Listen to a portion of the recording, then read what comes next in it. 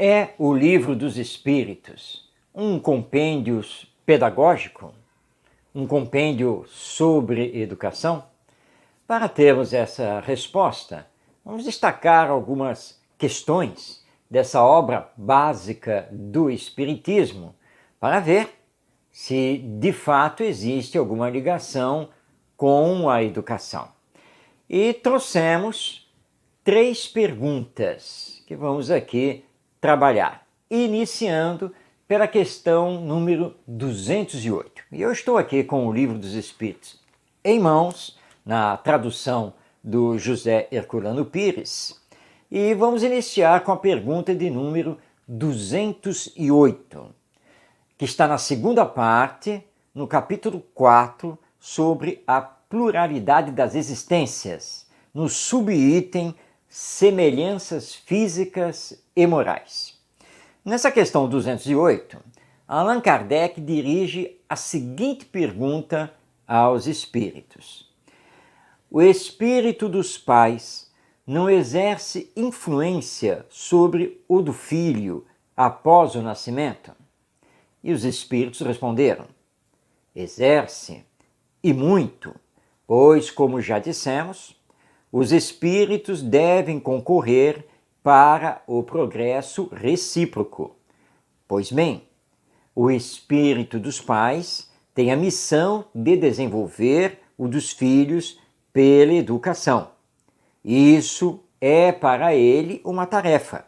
Se nela falhar, será culpado. Vamos refletir um pouco sobre esta questão. Os pais e a influência que exercem sobre os filhos.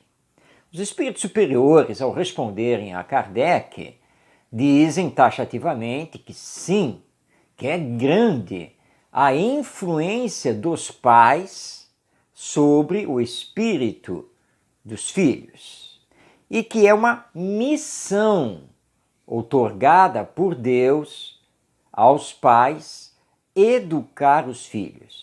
E vão além. Dizem que se os pais falharem nessa missão educacional, respondem perante a lei divina. São considerações que estão aqui na questão de número 208.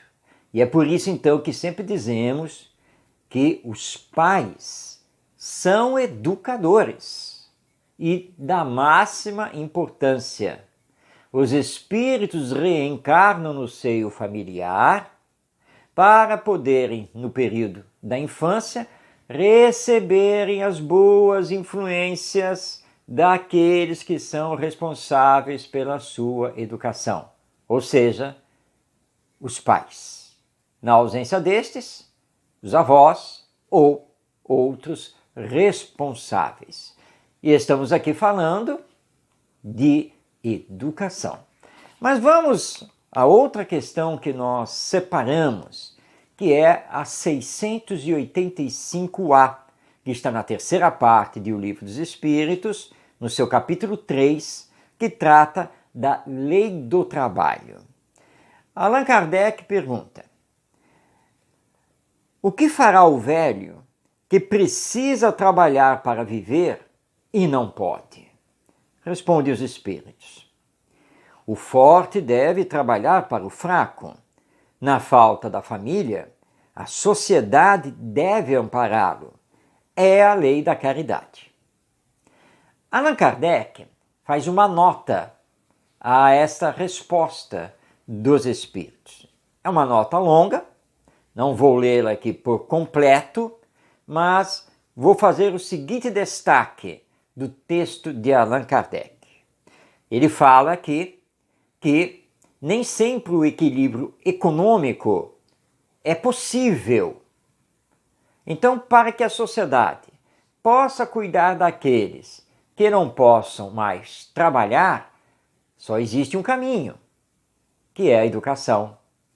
Para que os novos aprendam a solidariedade e a fraternidade. Então Kardec comenta: há um elemento que não se ponderou bastante e sem o qual a ciência econômica não passa de teoria, a educação. Não a educação intelectual, mas a moral, e nem ainda a educação moral pelos livros, mas a que consiste na arte de formar os caracteres, aquela que cria os hábitos, porque educação é conjunto de hábitos adquiridos. Kardec vai, portanto, no cerne da questão: educação moral das novas gerações.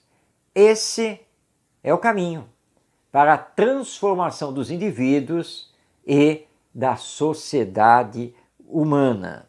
E ele complementa esse seu comentário dizendo: quando se pensa na massa de indivíduos diariamente lançados na corrente da população, sem princípios, sem freios, e entregues aos próprios instintos, deve-se admirar das consequências desastrosas desse fato. Quando essa arte, que é da educação moral, for conhecida, compreendida e praticada, o homem seguirá no mundo os hábitos de ordem e previdência para si mesmo e para com os seus. Kardec faz mais alguns comentários. Nós estamos destacando aqui o que consideramos, assim, primordial, essencial do seu comentário e que deixa muito claro a educação, a sua importância e, neste caso, a educação moral. Mas vamos à terceira pergunta que dissemos que íamos destacar. É a questão 917, que está na quarta parte e está no capítulo 12, que trata da perfeição moral. E a questão 917, ela está no subitem que trata sobre o egoísmo. Pergunta Kardec: qual é o meio de se destruir o egoísmo? Responde os espíritos: de todas as imperfeições humanas, a mais difícil de desenraizar é o egoísmo, porque se liga à influência da matéria, da qual o homem, ainda muito próximo da sua origem, não pôde libertar-se. Tudo concorre para entreter essa influência, suas leis, sua organização social, sua educação. Vamos parar por aqui? A resposta dos espíritos, que continua. Mas nós estamos querendo destacar aqui a importância da educação. E como vimos, entre outras questões, ela comparece explicitamente nas questões 208, 685A e 917 de O Livro dos Espíritos. Podemos, então, afirmar que o Livro dos Espíritos é um compêndio pedagógico? Sim, mas existem outras questões que desdobram outras considerações sobre educação? Sim. E aí recomendamos a nossa obra Educação com o Cristo, onde realizamos amplo estudo da visão espírita sobre educação a partir das questões que se encontram em O Livro dos Espíritos. Não apenas essas três que destacamos agora, mas também outras. Porque o Espiritismo é doutrina de educação. E doutrina de educação da alma imortal. Alma imortal reencarnada. Porque é isso que somos. Mas destinados à perfeição. E só chegaremos lá se tivermos a contribuição da educação, que o Espiritismo entende sendo a educação moral.